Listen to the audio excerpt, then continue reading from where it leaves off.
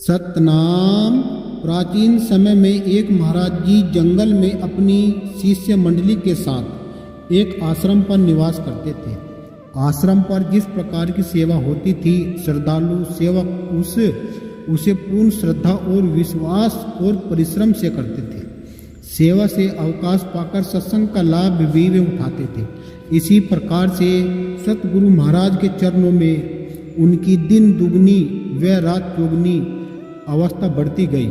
उनके सब शिष्यों में से एक शिष्य अत्यधिक श्रद्धालु, सदैव आज्ञा में रहने वाला और हमेशा वचन का पालन करने वाला था। एक बार का वृत्तांत है कि महाराज जी का किसी यात्रा पर जाने का विचार हुआ। उन दिनों वर्तमान की युग थी कि यातायात का साधन न था, प्रायः पैदल यात्रा करनी पड़ती थी। महाराज जी ने चलते समय उस श्रद्धालु शिष्य को साथ ले लिया।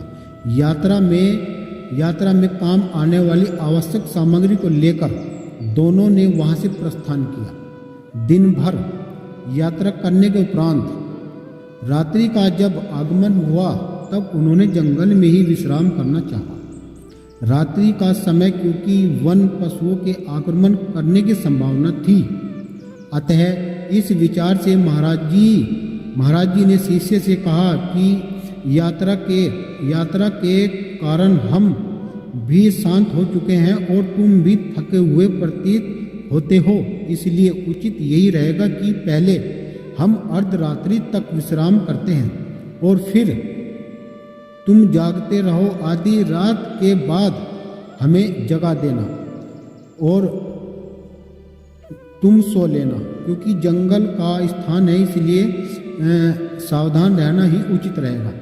तब सेवक ने कर्मबंध वीर ने प्रार्थना की, हे महाराज आप विश्राम करें, मैं सारी रात जागरण कर पहरा दूंगा। इस पर महाराज जी ने कहा, अब तो नित्य प्रति ही यात्रा करनी है, तुम कब तक ऐसे जागते रहोगे?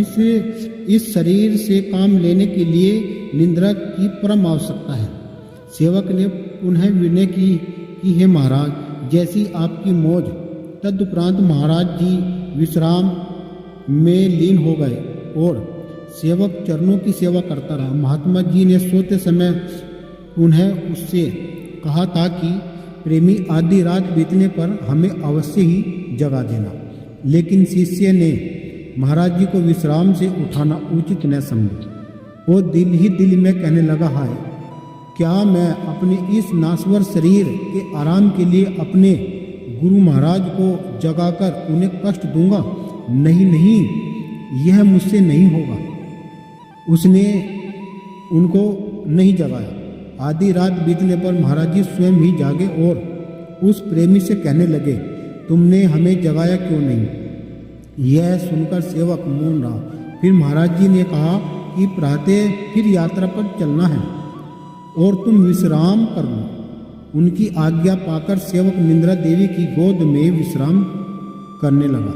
सेवक थका हुआ तो था ही, लेटते ही उसे गहरी नींद ने घेर लिया। महाराज जी जाग ही रहे थे, इतने में ही क्या हुआ कि झाड़ियों में से खड़खड़ाहट की ध्वनि सुनाई दी और तत्काल ही एक काला सांप उधर आता हुआ दिखाई दिया। उसने देखकर महाराज जी ने अंतर्दृष्टि से यह जान लिया कि यह किस कारण से इधर आ रहा है।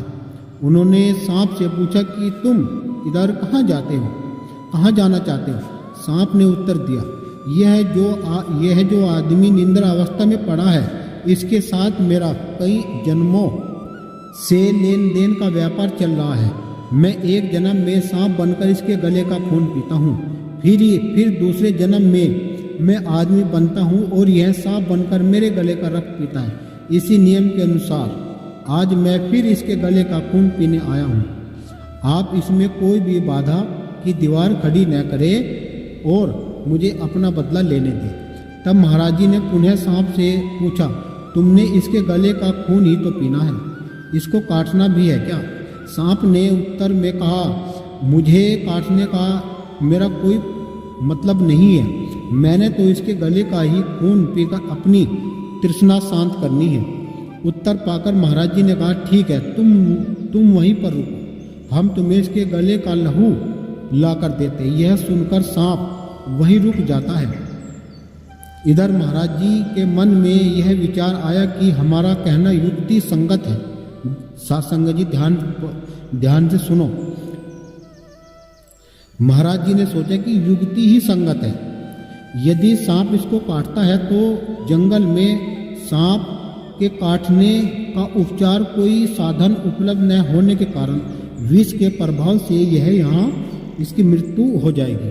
दूसरा, इन दोनों का जो न जाने कितने कर्मों से जो सिलसिला चला हुआ है, भविष्य के परिणाम को सोचकर महाराज जी ने अपने सामान से चाकू निकाला और सेवक की छाती पर बैठकर उसके गले का खून निकालने लगे। श्रद्धालु सेवक ने, जो कि नींद में अचेत पड़ा था, एक एक छाती पर बोझ व गले पर चाकू चलता देखकर चौंक कर देखा कि मेरे वृक्ष स्थल पर मेरे सतगुरु ही विराजमान है होकर यह कार्य कर रहे हैं। उसने उपरांत ही अपनी आंखें मूंद ली और वह दिल ही दिल में सोचने लगा, यदि कोई और होता तो मैं अवश्य ही पूछता, परंतु तो मेरे ही अपने परम हितैषी मेरे सतगुरु महाराज ही विराजमान है। उन्होंने इस कार्य में मेरी कोई भलाई सोची होगी। महाराज जी ने चाकू से उसके गले का खून की बूंदें निकाली और बर्तन में डालकर सांप के आगे बर्तन रख दिया। खून पीकर सांप वहां से चलता बना। तब महाराज जी ने अपने दुपट्टे से कपड़ा फाड़कर सेवक के गले पर पट्टी बांध ली। प्रातः होने पर महात्मा जी ने सेवक को जगाया और दोनों सामान उठाकर यात्रा पर चल दिए। तब सतगुरु द्वारा किए गए घाव की पीड़ा अनुभव होने पर भी सेवक ने किसी प्रकार की बात अपने गुरुजी से पूछनी उचित न समझी। सेवक के गले पर पट्टी बंधी हुई थी। 2-3 घंटे व्यतीत हो जाने पर भी सेवक ने कोई बात न पूछी। तब गुरुजी से नहरागा कहने लगे कि रात को जब हम तेरी छाती पर बैठकर गले पर चाकू चला रहे थे, उस समय आंखें खोलने पर भी तुमने हमसे कुछ न कहकर पुनः आंखें बंद कर ली। अब तक भी उसी दशा में मौन धारण किए चल रहे हो, क्यों नहीं बूझ रहे हो? तब सेवक ने विनती की, है महाराज, यदि कोई अपरिचित पुरुष या कोई आदमी को अपने वृक्ष स्थल पर बैठा देखता तो मैं अवश्य ही पूछता। मुझे तो इस बात का अचल विश्वास है कि आप मेरे सदैव कल्याण की ही सोचते हैं, इसलिए उस अवस्था में भी आपको देखकर मेरे मन में कोई संकल्प पैदा न हुआ। सेवक के विश्वास और प्रेम सने शब्द सुनकर गुरुजी ने रात्रि वाली सब घटना कह सुनाई। यह सब सुनकर सेवक उनके चरणों में गिर पड़ा, प्रार्थना करने लगा, हे महाराज, हे सतगुरु, हे दया के सागर, हे करुणा के सागर, मुझे तो पूर्ण विश्वास था कि आप हर प्रकार से मेरा ही हित करते आ रहे हो और इस बात का पर्यटन प्रमाण यह रात वाली घटना है। अगर सांप मुझे रात को काट जाता तो मेरी मृत्यु निश्चित हो जाती और मैं आवागमन के चक्र में न मालूम कब तक भटकता रहता। आप मेरे केवल शरीर के ही नहीं, मेरी आत्मा के भी परम हितैषी है। आपके उपकारों से मैं कदापि उछुक नहीं हो सकता। यह तो मेरा परम सौभाग्य है कि मुझे सुखों की खानी परम कल्याणमयी आपकी शरण प्राप्त हुई है, जिससे मेरा यह लोक भी सुगध हो गया और परलोक भी आनंदमय हो गया। इस संपूर्ण कथा का तात्पर्य यह है कि किए हुए कर्मों का फल प्रत्येक दशा में ही जीव को भोगना ही पड़ता है, चाहे अच्छे कर्म हो अथवा बुरे हो। परंतु सतगुरु की शरण में आने से जीव के दुष्कर्म सूली से कांटा बन जाते हैं। जैसे कि हमने आपको ये दृष्टांत सुनाया है, वे भी जबकि जिज्ञासु प्रेम श्रद्धा निष्काम भाव उनकी मौज व आज्ञा अनुसार जीवन व्यतीत करें और सब प्रकार से अपने सतगुरु पर ही निश्चय विश्वास करके उन्हें अपना हितैषी समझे, तब सतगुरु ही उस सेवक की गुप्त व प्रकट दोनों रूपों में हर प्रकार से रक्षा करते हैं, जिसका अनुभव एक सच्चा सेवक ही कर सकता है। देखिए साथ संगत जी, ये जो दृष्टांत आपने अभी सुना है, इससे आपको क्या सीख मिल सकती है, ये आप इस चीज़ में समझ लीजिएगा।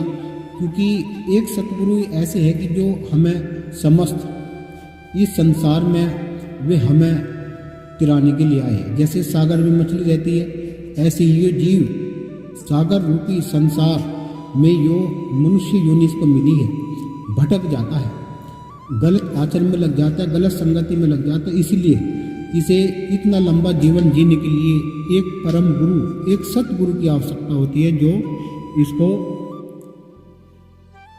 परम कल्याणमयी और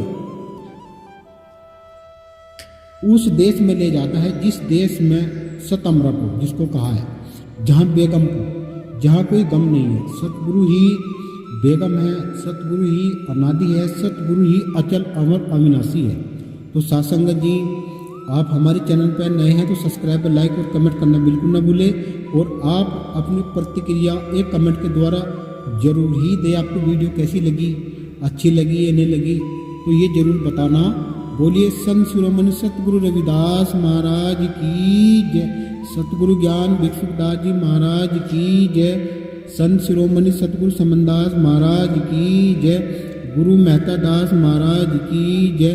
सतनाम सतगुरु जय।